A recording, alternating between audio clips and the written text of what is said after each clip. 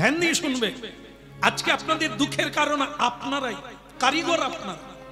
এ সমাজ গড়েছেন আপনারা, সংসার তৈরি করেছেন আপনারা। কি দিয়ে তৈরি করেছেন? কেন তো দুঃখ পাচ্ছেন? সন্তান কার? ও তো আপনার। আপনি কিভাবে তাকে গড়ে তুললেন? আজকে লক্ষ্য রাখবেন, মা বাবাই বাচ্চাদের ব্যাগ বয়, বয় কিনা? স্কুলের ব্যাগ বয় না? মা বাবা, দাদু ঠাকুমা,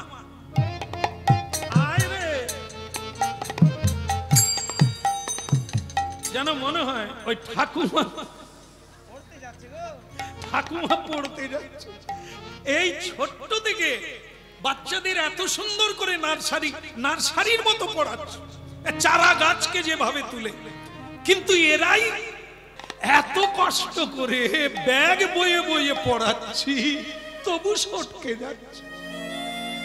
তাহলে আর কি করে মানুষ করবে? দেখে মা বাবা হয়ে আমরা তাকে কিভাবে তৈরি করলাম যে আমাকেই না বলে পালি, আমাকেই কাঁদিয়ে চলে গেল। এরই নাম কীর্তন। এটার এখনো গোড়া খুঁজে পাই না, আসল জায়গাটা কথা, কেন আমাদের কাঁদতে হয় সেটাই চল। যুধিষ্ঠির মহারাজ, আপনি এরকম মুখ ঝরা করে বসে আছেন। এইবার যুধিষ্ঠির মহারাজ বলা শুরু করলেন। কি বললেন সে কথাটাই শুন। এই যে ভগবান কৃষ্ণ তাকে বললেন আপনি মুখ ঝরা করে বিষণ্ণ হয়ে বসে আছেন, কেন? এই কেনর উত্তর দেওয়া শুরু করলো। কিভাবে? কৃষ্ণ, যদুপতি, তুমি খুব বলতে জানো, তাই না? ভালো করে বলতে পারো। বচনং মধুরম, বচনম মধুরম, বদনম মধুরম। তোমার দিকে যে তাকায় সে অন্য দিকে তাকাতে পারে না। তোমার কথা যে শোনে তার আর অন্যের কথা ভালো লাগে না। তুমি তো সেই জাদুঘর না? কিন্তু আমি ভুলবো না, তোমার জন্যই আজ আমার এত দুঃখ। সে তোমার জন্য। আমার চোখের জলে বিছানা ভিজে গেল।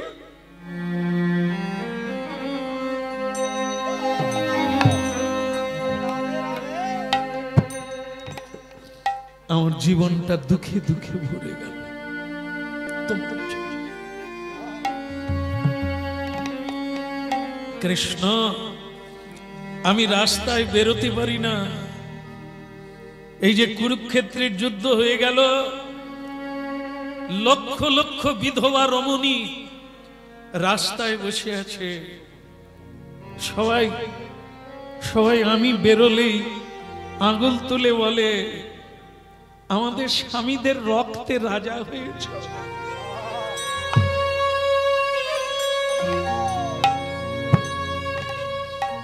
আমাদেরকে সাদা কাপড় পরিয়ে তুমি রাজা হয়েছো, ভালো। আমাদের বাচ্চারা বাবা বলতে পারে না, বাবা নেই।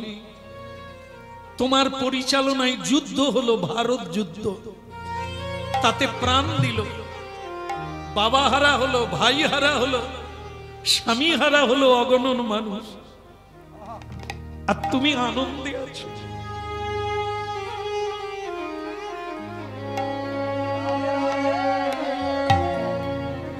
আজ তোমার জন্য আমি কাঁদছি, তোমার জন্য।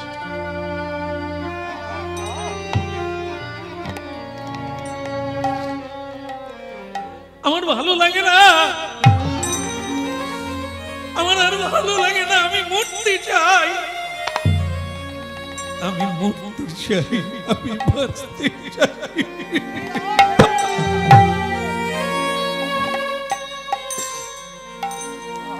জুড়াইতে চাই কোথায় জুড়া,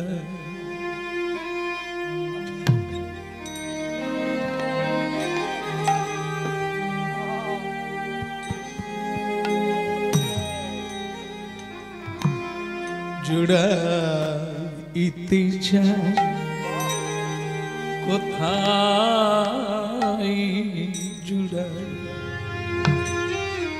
কোথা হতে আসি কোথা ভেসে যাই বারে বারে আসি কত হাসি কাঁদি জুড়াইতে যায় কোথায়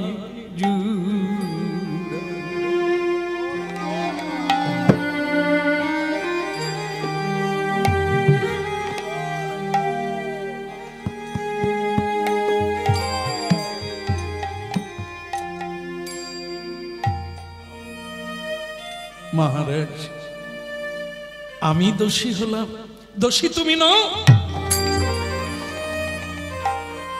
লোকে বলে তুমি বাঁশি বাজালে নাকি গরু খেতে পারে না ঘাস মুখে থেকে যায় লোকে বলে তুমি বাঁশি বাজালে যমুনা উজনে চলে যায় ঋষি মুনির ধ্যান ভেঙে যায় কুলবধূ কুল ছেড়ে চলে যায় পাথর গলে যায় তা তুমি পারলে না যুদ্ধটা বন্ধ করতে তোমার ইচ্ছা না হলে নাকি গাছের পাতা নড়ে না তা তুমি পারলে না যুদ্ধটা বন্ধ করতে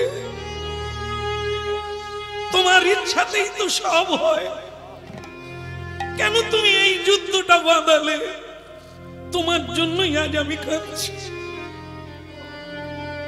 তোমার জন্য এতগুলো মানুষ কাঁদছে লক্ষ লক্ষ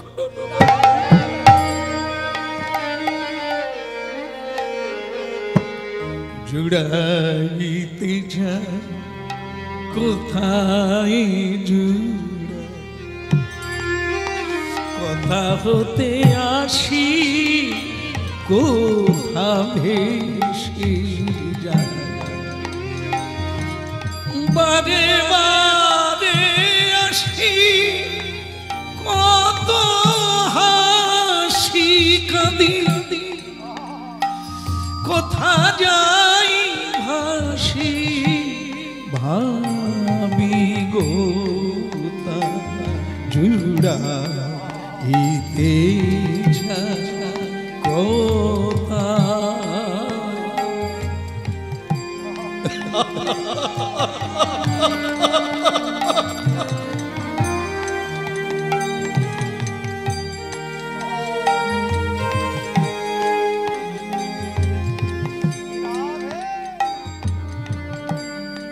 দেখো আজ আমরা যারা হরিনাম শুনছি আমরাও কিন্তু ওই যুধিষ্ঠিরেরই মতো যখনই দুঃখ পেয়ে যাই কিছু হারিয়ে ফেলি ভগবানকে দোষারোপ করি তোমার কি চোখ নেই তুমি কি দেখতে পাও না ঠাকুর আমরাও বলি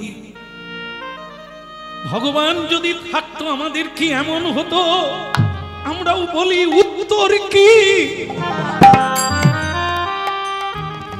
এর উত্তর কি সবাই আমরা বলি ভগবান তুমি কেন এমন করলে এই গতকাল যেখানে গান গাইতে গিয়েছিলাম হুগলি সেখানে গাড়ি গেল না বিশাল এসে বন্যার সময় বাঁধ ভেঙে গেছে মানুষেরা জড়িয়ে ধরে কাঁদছে কি হরিনাম করাবো এই তো ঠাকুর একতলা বাড়ি ডুবে গেল সব চাষবাস নষ্ট হয়ে গেল আমরা কি করে খাই কোথায় যাই ভগবান একই নিদারুণ দেখুন একই সবাই যখন একটু কষ্ট পায় দুঃখ পায় যন্ত্রণা পায় সে নিজের দিকে তাকায় না সে তাকায় ভগবানের দিকে তুমি কেন এমন করলে আজ স্বয়ং ভগবান দাঁড়িয়ে আছে ভগবানকে বলছে তোমার জন্যই আর জগতের এত দুঃখ তুমি যদি সব পারো তোমার ইচ্ছায় যদি জগৎ চলে তাহলে কেন তুমি করো না কেন তুমি জীবের মঙ্গল ঠিক আছে ঠিক আছে যাচক হয়ে এসেছিলাম ভালোবাসা পাবো বলে সম্বর্ধনাটা ভালো হলো সকলে উলুধ্বনি করে হরিধ্বনি করে বরণডালা দিয়ে মালা চন্দন দিয়ে আমাকে বরণ করে নিল কিন্তু এইটা ভালো লাগলো না আমাকেই দোষারোপ করলেন আপনি। ঠিক আছে, ঠিক আছে, আপনারা ভালো থাকুন। এরপর থেকে জীবনটাকে সাজিয়ে নেন, আমার সঙ্গে আর যুক্ত থাকবেন না। আমার ভালো লাগছে না, আমি চলে যাচ্ছি। আসি যুধিষ্ঠির মহারাজ, মন যদি কোনোদিন ভালো হয় আবার হয়তো আপনার বাড়িতে আসবো। এখন আমি চলি। দাঁড়াও, কি হলো মহারাজ, আবার ডাকলেন কেন? ও, সারা জীবন কেটে গেল, তোমাকে আমি কোনোদিন অভিমান করে কোনো অনুযোগ করিনি। আজকে আমার মনটা কি হলো, আজকে আমি থামতে পারলাম না, তাই আক্ষেপে কথাগুলো বেরিয়ে গেল। অমনি রাগ হয়ে গেল, হ্যাঁ অমনি রাগ হয়ে গেল। তাহলে এবার তুমি বোঝো আমি কত দুঃখে আছি।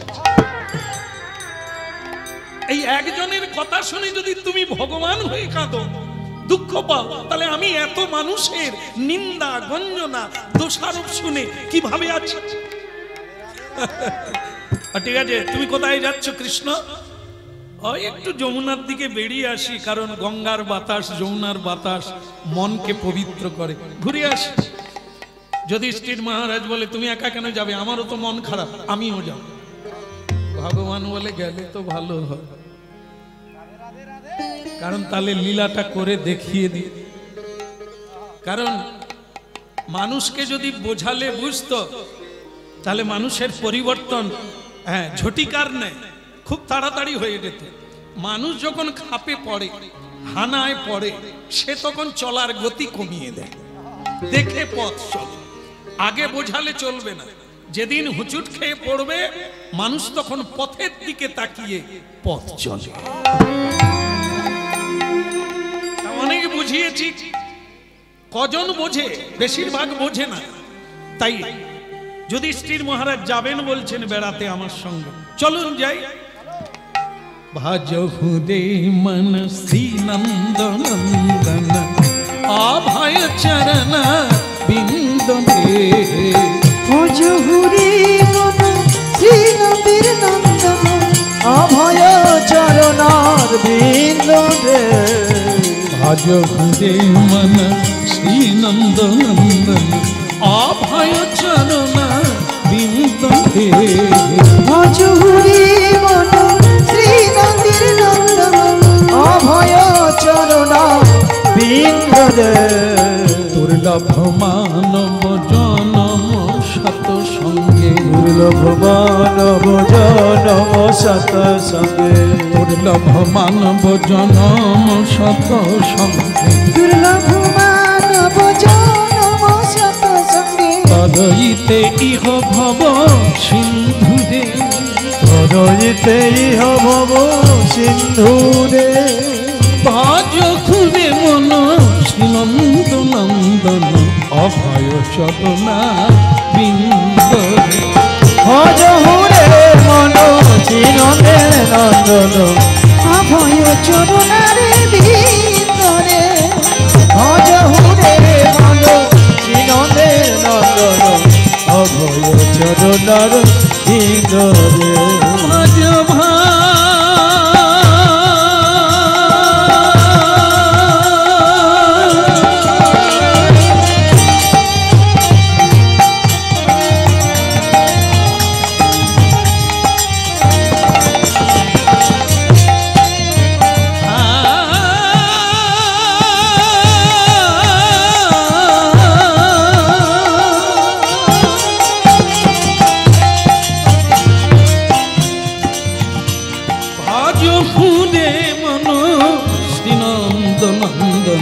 ভাজ চরণা বিন্দরে। ভাজহু রে মন শ্রী নন্দের নন্দন অভয় চরণার বিন্দরে। শীত আতপ পাতপ ঋষণ এ দিন যামিনী জাগিরে। শীত আতপ পাতপ ঋষণ এ দিন যামিনী জাগিরে। শীত আতপ পাতপ ঋষণ এ দিন যামিনী জাগিরে। শীত আতপ পাতপ ঋষণ এ দিন যামিনী জাগিরে। কৃপণ দুর্জন বিফলে সে দিন কৃপণ পুরজন বিফলে সে বিনু চপল সুখ লব লাগি রে ভজ হুরে মন শ্রীনন্দের নন্দন অভয় চরণ বিন্দু রে ভজ হুরে মন শ্রীনন্দের নন্দন অভয় চরণ বিন্দু রে পুত্র পরিজন এ ধন যৌবন পুত্র পরিজন এ ধন যৌবন ইথে কি আছে সুখ লভরে আর কমল জল দল জীবন টলমল কমল জল জীবন টলমল কমল জল দল জীবন টলমল কমল জল দল জীবন টলমল হরিপদ ভজ নীতিরে ভজ হরিপদ নীতিরে ভজ হরিপদ নীতিরে ভজ হরিপদ নীতিরে ভজ হরিপদ নীতিরে শ্রবণ কীর্তন স্মরণ বন্দন শ্রাবণ কীর্তন স্মরণ বন্দন পাদ সেবন দাস রে পাদ সেবন দাস রে পূজন সখী জন আত্মা নিবেদন পূজন সখী গণ আত্ম নিবেদন আমার গোবিন্দ দাস ইহা বল রে গোবিন্দ দাস ইহা বল রে গোবিন্দ দাস গোবিন্দ দাস ইহা বল রে গোবিন্দ দাস ইহা বল রে আহা গোবিন্দ দাস ইহা বল রে গোবিন্দ দাস ইহা বল রে আহা ভজ ঘুরে মন শ্রীনন্দ নন্দন অভয় চরণার বিন্দু রে ভজ হুরে মন শ্রীনন্দের নন্দন অভয় চরণার বিন্দ রে অভয় চরণার বিন্দ রে অভয় চরণার বিন্দ রে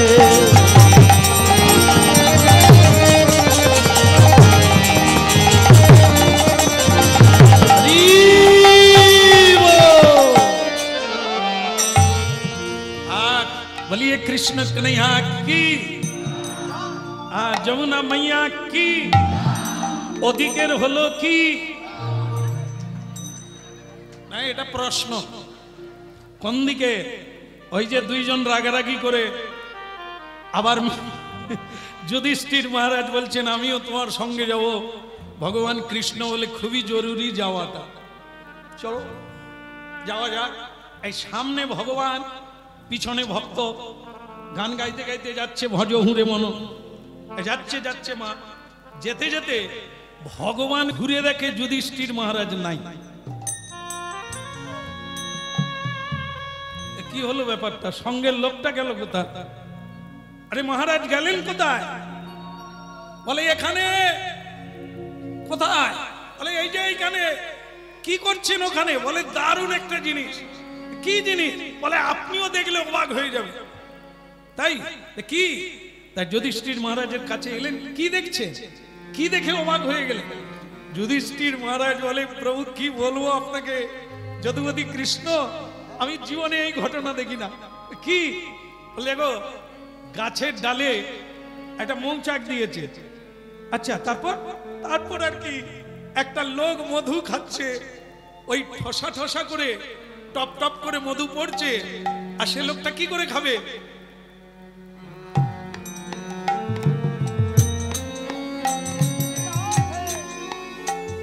ভগবান বলে এ তো বেশ একটা বেশ মজাদার ঘটনা দারুণ দারুণ দারুণ খুব মজা হচ্ছে না বলে দারুণ মজা কখনো মুখে পড়ে কখনো চোখে পড়ে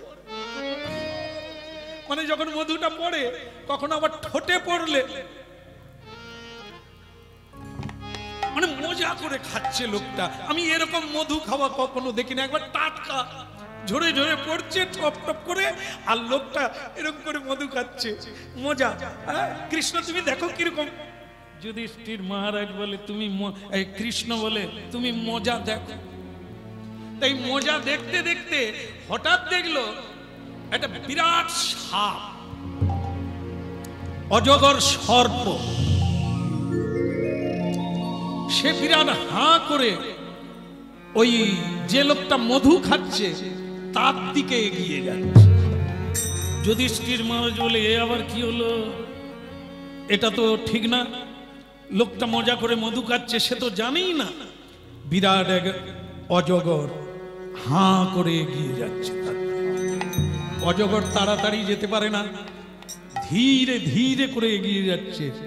ভক্তমণ্ডলী মায়েরা, হরিনাম শুনছি আমরা, এ কোনো কাল্পনিক গল্প নয়, এ হচ্ছে বাস্তব জীবন।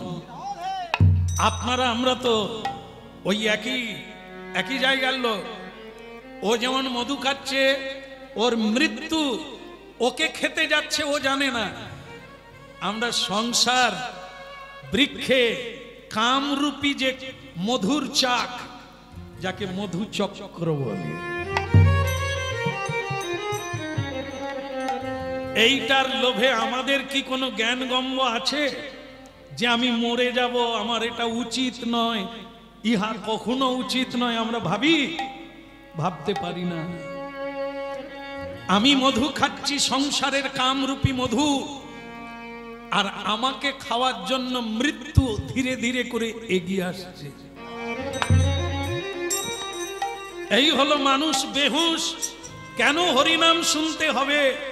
যদি না শুনবেন তো পিছিয়ে পড়বে, ভুগে যাবে।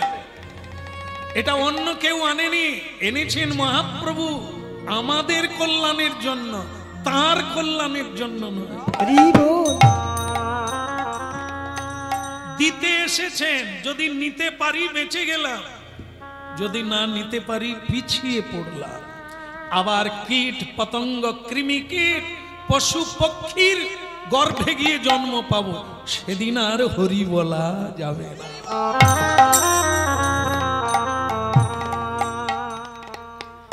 এই জন্য ভক্তমণ্ডলী মায়েরা হুঁশিয়ার, সব সময় হুঁশিয়ার থাকুন। আপনি তো খাচ্ছেন, আপনাকেও যে কেউ খেতে পারে আপনি কল্পনা করেন?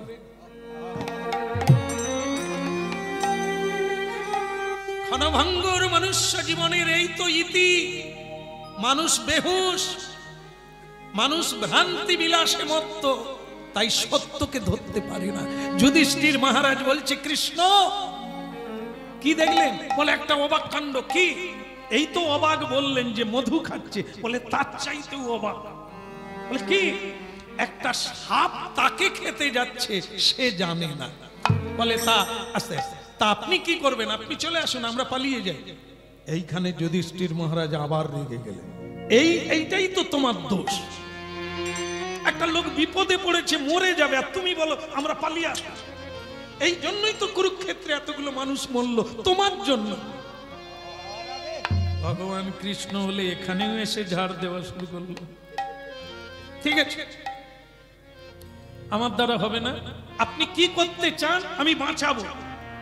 আপনি ওই লোকটাকে বাঁচাবেন, গ্যারেন্টি।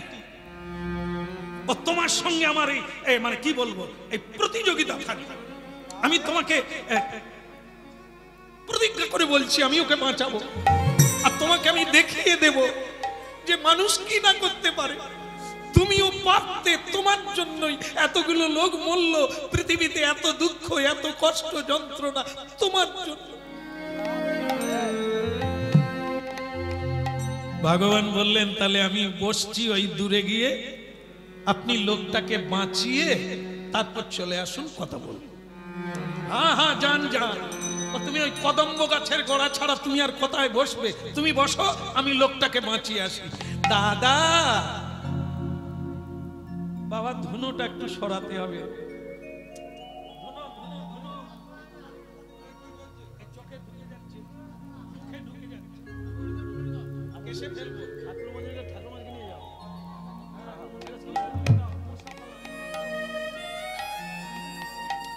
বলুন রাধা মাধব কি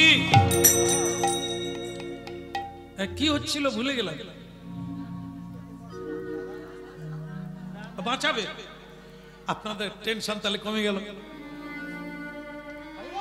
যুধিষ্ঠির মহারাজ বলছে আমি গ্যারেন্টি দিলাম, ওকে বাঁচিয়ে তোমাকে আমি দেখিয়ে দেব, চেষ্টা করলে কি না হয়। ভগবান বলে তাই বটে, আপনি ওকে বাঁচিয়ে সুস্থ করে আমার কাছে আসুন। এইবার যুধিষ্ঠির মহারাজ তিনি ভাবলেন ওকে কি নামে ডাকবো, যে মধু খাচ্ছে, এর নাম তো জানা নাই, এখন কি বলে ডাকবে?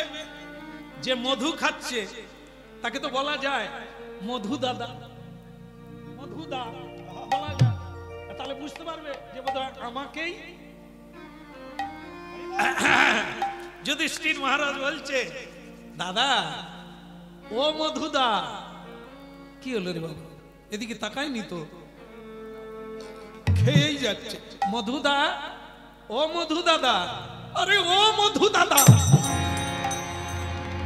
সে কিন্তু কোনো দিকে তাকায় না।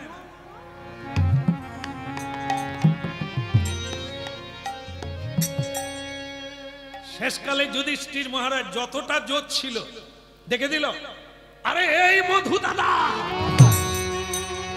সেইবার রেগে গিয়ে বলে, আচ্ছা মেলা তখন থেকে মধু মধু করছেন কেন বলুন তো, কি হয়েছে বলুন তাড়াতাড়ি। আরে বাবা তুমি যে মধু খাচ্ছ ঠিক আছে, তোমাকে খেতে যে একটা সাপ আসছে সেটা কি দেখেছ?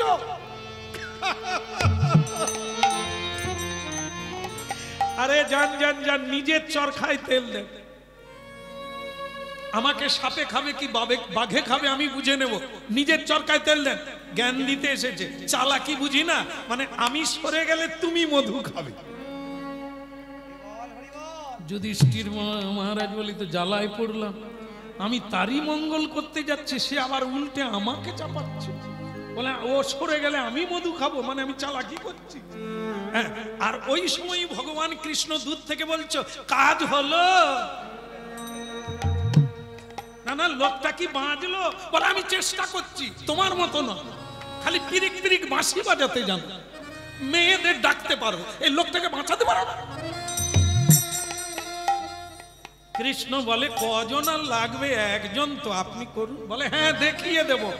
মধু দাদা বলে মেলা বক বক করে, নিজের চরকায় তেল দেন তো মশাই, আমাকে আমার খেতে দেন। এখানে এতদিন আমি আসছি, আমি জানি না এখানে সাপ আছে, আপনি যান, চালাকি করতে হবে না, যান। যুধিষ্ঠির মহারাজ বলে আমি কিভাবে তাকে বোঝাবো যে তুমি মরে যাবে আর একটু পরে, এইটাই তো বোঝাতে পারি না। ভক্তমন্ডলী মায়েরা, প্রতিদিন হাজার হাজার মানুষের সামনে হরিনাম গাইছে, আমরা যদি বোঝাতে পারতাম মানুষকে তাহলে পৃথিবী বদলে যেত।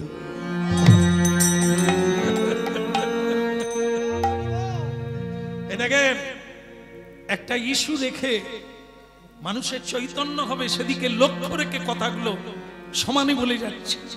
মানুষ যদি এগুলো এক সেকেন্ডের কথা নিতে পারত তার জীবন বদলে যেত। এই জন্য ভগবান কৃষ্ণ মাঝে মাঝে বলছে হলো, ও বাঁচলো, বলে এইবার বেঁচে যাবে, আমি বলে দিচ্ছি। মধু দাদা সাপ তোমার কাছে চলে এলো, বলে ও সাপ হোক বাপ হোক তুমি তোমার কাজে যাও, আমি মধু খাও। ব্যাস কিছুক্ষণ পরে সর্পটা কাছে এলো,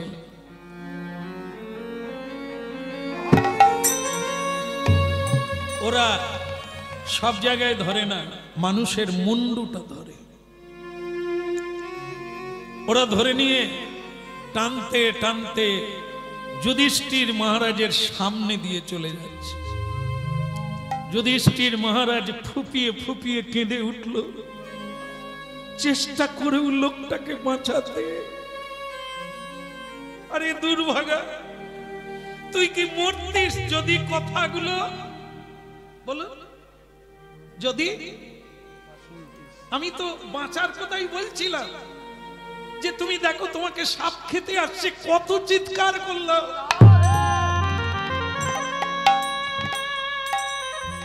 বেচারা কথা শুনলো না, মরে গেল। আমার এই সামনে দিয়ে টেনে টেনে নিয়ে চলে গেল। ভগবান কৃষ্ণ উঠে এলেন, যুধিষ্ঠির মহারাজ খবর কি? বেঁচে চলে গেছে লোকটা। হে কৃষ্ণ, পারলাম না, লোকটাকে বোঝাতে পারলাম না যে তোমার পিছনে মৃত্যু। আমারই সামনে লোকটাকে টানতে টানতে নিয়ে চলে গেল। ভগবান কৃষ্ণ বললেন, এই তত্ত্বটা যদি বুঝতে পারেন আপনার অভিমান চলে যাবে।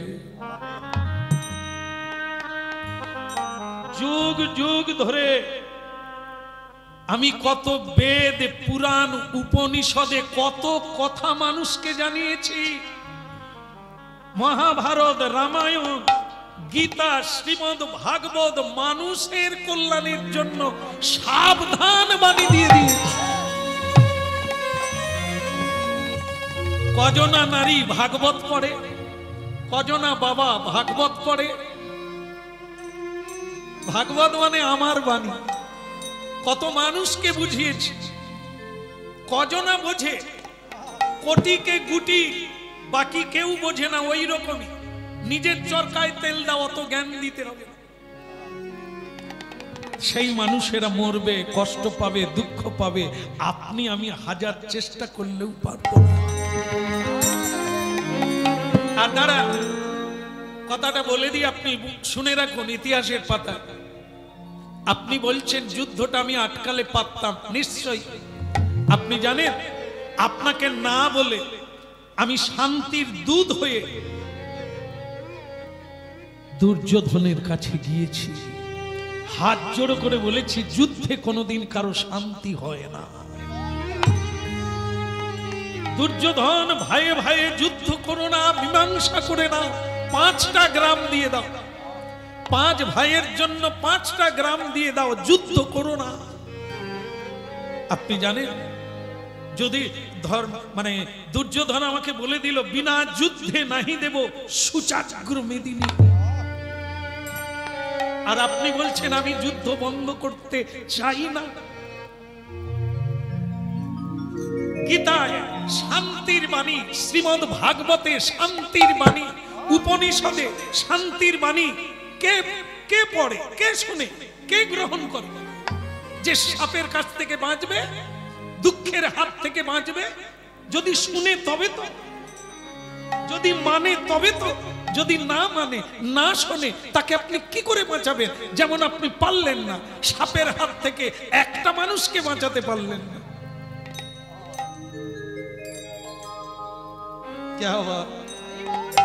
ভাবুন, এই হচ্ছে সত্য বাস্তবতা।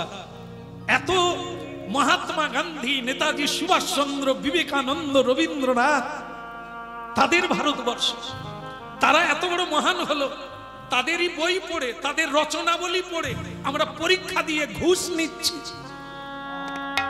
কিন্তু বিবেকানন্দ হতে পারলাম না, নেতাজি সুভাষচন্দ্র হতে পারলাম না। মহাত্মা গান্ধীর রচনা লিখলাম, পরীক্ষা দিলাম, নম্বর নিলাম, মহাত্মা গান্ধীর চরিত্র গ্রহণ করলাম। এটাই দুঃখের বিষয়। রচনার জন্য মহাত্মা গান্ধী নয়, মহাত্মা গান্ধীকে অনুসরণ করতে হবে, বিদ্যাসাগরকে অনুসরণ করতে হবে। তা না করে আমরা কেবল পড়ি নম্বরের জন্য, কিন্তু চরিত্রের জন্য নয়, জীবনের জন্য নয়।